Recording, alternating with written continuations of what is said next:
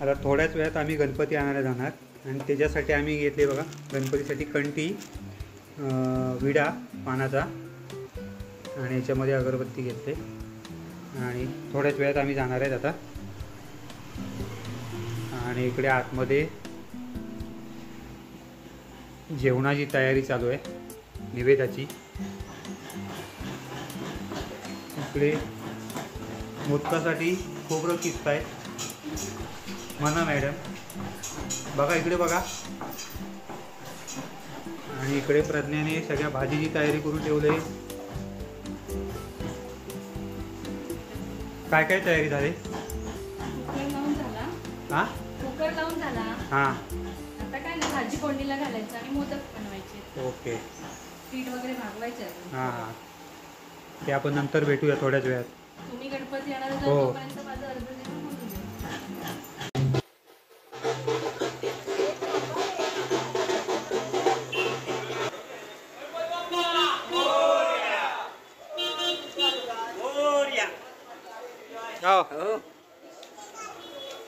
घेतला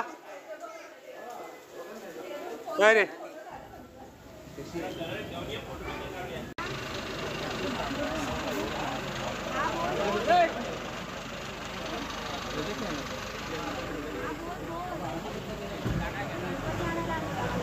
पुढे traffic jam आहे, सचिन बस घेऊ काय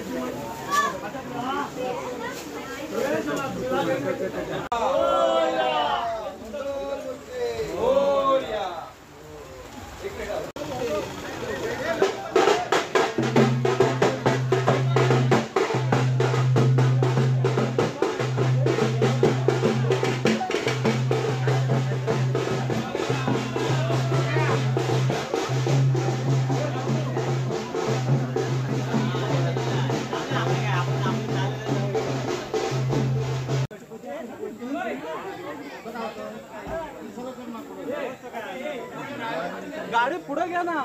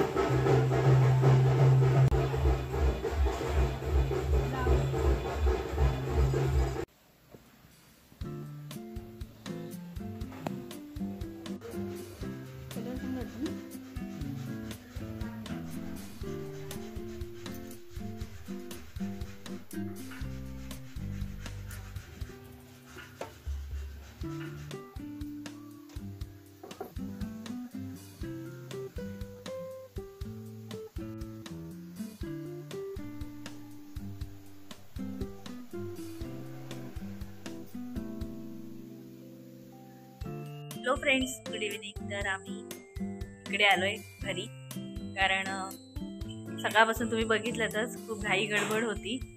नैवेद्य दाखवायचं वगैरे होतं आणि ह्यांना शूट करायला सांगितलं सकाळपासून.